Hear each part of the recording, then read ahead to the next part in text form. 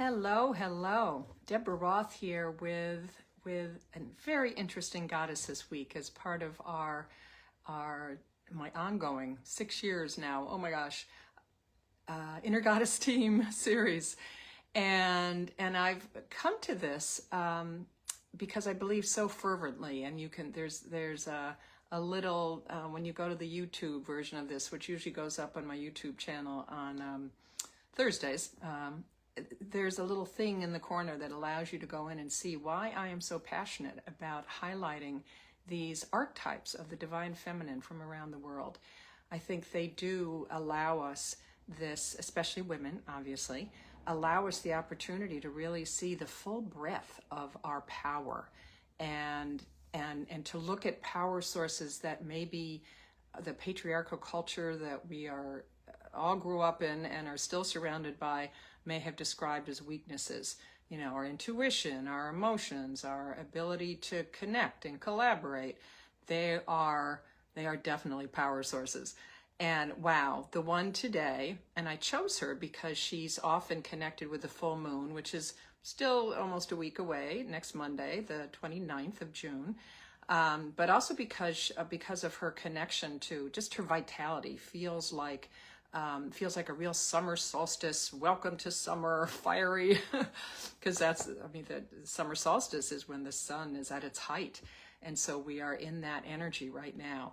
So the goddess that we are looking at today is Anat, who is an Ugaritic goddess, but it was actually, so Ugarit was a city on the coast of Syria, and yet Anat was really quite prevalent in that area.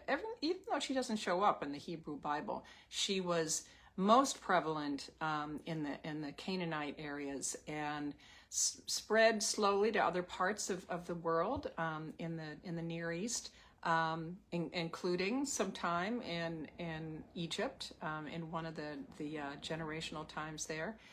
And she was this fierce, complex goddess of war and violence, kind of like Kali. And you'll see in one of the I'll show you one of the no, I'll wait until I explain that a little bit more about her. Hunting, fertility, sort of. She's not a fertility goddess by any stretch. And she's known as the Virgin or the Mistress of the Sky, but Virgin, not in the sense that we know it today, but as I've talked about often with goddesses from all kinds of places, Virgin goddesses were often women who were not virgin in the modern sense of the word, but they chose who they would lie with. And so they may actually have had children, but they maintained their own power. And she was certainly one of them. She was celebrated, in fact, for her independence, her warlike powers, and her prowess, and her fierce devotion to her brother, who was also her consort. And we find that a lot in all kinds of different cultures. Baal, who was the Egyptian goddess of the storm. And she was kind of young and impetuous, although it's interesting, there was several places describe her as being a teenager, and yet I found this wonderful reference, this very long kind of study about her, which I always include the references in my YouTube description, that talked about how she's been looked at through this very patriarchal lens, which so many of the goddesses all over the world have been, and that she was actually an adult. She made adult decisions. She was not a maiden, virgin, youngster in that sense of the word. And so she, and one of the things that she does is she plays a central role. Part of her mythology is that she rescues, she's very devoted to Baal, to her brother, as I said, who becomes her consort when he is slain in a battle with Mat, the god of death. And he's taken to the underworld because he lost that battle. And Anat fiercely battles Mat and kills him when Baal could not. And she uses her power to return Baal to his rightful place, restores order and agricultural fertility to the cosmos. And it's interesting because that basically the symbolism there is that she defeats death. She fights death and wins. And through that, she's able to bring back, where was the wonderful way that they put it? She is able to revive Baal, who represents storms and the agricultural fertility that comes from all that rain, so that Mot, who was slain, he represents drought and famine and death, and she's able to defeat him. And so it really gives her this very powerful place in that mythology. She's clearly a warrior, which you can hey, that's my mom. Hi, my mom. I'm writing about you today in my newsletter. So she is known as a fierce warrior, a bloodthirsty warrior even. Most of the time for a reason, but sometimes in the various texts that have been written about her, she just, there are only one or two times where she just goes off on this killing spree. And she does what Kali, the Hindu goddess of destruction, also a mother goddess, interestingly enough, she goes off on this rampage, and then she carries the heads, the skulls, and the decorates her belts with skulls and severed heads to her back. That's the image that I was going to show you. Fairly bloody, she's got, I can't even see because my finger's covering it. She's got hands hanging there. She's got heads on her back. So she's too often depicted that way, as opposed to having violence for a reason, because, goddess forbid, women should be those kinds of strong, powerful people who kill because they're passionate about protecting and defending those that they love. So she's classically rebellious, obviously, goes against, any of the norms of that time, and even our time, frankly. She goes up against her father. Where was this great myth? And she threatens her father, who was the chief god, El was his name, to get her way. And then she brutally kills, and this was a little bit, this was a little capricious. This wasn't so nice. The hunter, Anat, I think is how you pronounce it, when he refused to give her his divine bow. And he made some comment about, women don't know how to hunt. And she is so angry that she kills him. So she was certainly a model for women of any age at that time. And frankly, that's why I bring these up now. Why I think there's relevance for these ancient archetypes, these ancient divinely feminine archetypes for us today, to remind us that we can stand in our own power.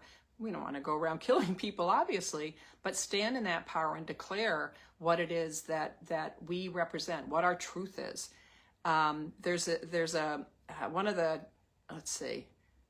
This I had to print this out because this one was quite descriptive of what happens when she kills Mot, the god of death. With a sword she cleaved him. With a sieve she winnowed him. With fire she burned him. With millstone she ground him. And then in the field she sowed him. So there's a little reference to fertility there. But she was a warrior goddess, most definitely, and is able to protect those that she loves. Let's see, beyond combat, she also, these are kind of classic warrior traits as well. Youthful vigor, sexual desire, the life-giving aspects of nature. Let's see. And she also, this is kind of interesting. She was not, just as she wasn't clearly a fertility goddess, she also wasn't a mother goddess, although she did apparently give birth to 2 sons through her brother / consort Baal. And she was considered the one of the 2 wet nurses of the gods. And she probably, that probably means that she nurtured royal heirs, which is a pretty distinctive thing. And again, as I said, she was still referred to most of the time as a virgin goddess. What else do I want to tell you about her? There's so much. So much. So as negative as some of her behavior seems to be, She also models these characteristics of strength and fierceness and single-mindedness of purpose, and standing up for what you believe, and fighting for what you desire. Loyalty, she's incredibly loyal to Baal. Fierce love, protectiveness, all these kinds of things, which classically often have been attributed to men or to male gods. So she's really quite a wonderful example of us today. Therefore, you can call on Anat when you need courage or resilience, healthy boundaries, which is a good one, because that's not always an easy thing to do, or that just really the strength to face any difficult situation. She teaches us that fierce love is still love. So it's kind of the mother bear kind of love, fighting fiercely for and protecting those that you love most. And that passion can be a force for transformation. And even in times of loss, and remember, she brings back Baal, that renewal is possible. So she has many messages for us today.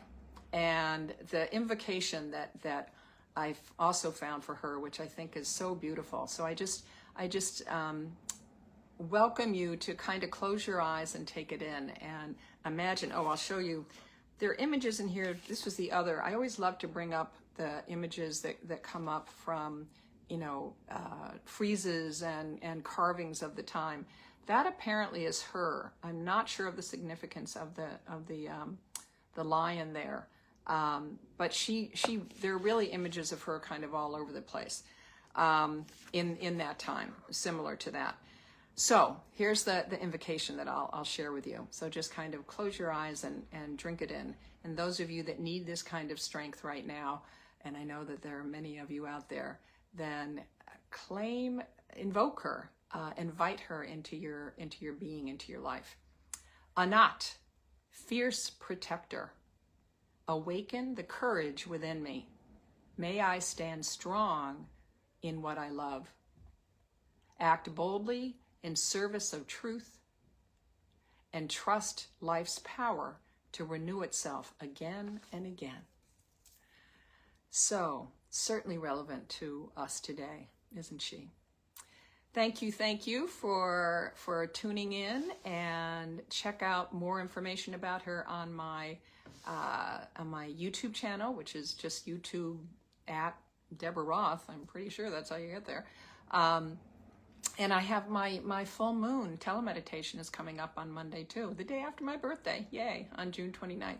So you can, I always post about that on my both Instagram and Facebook.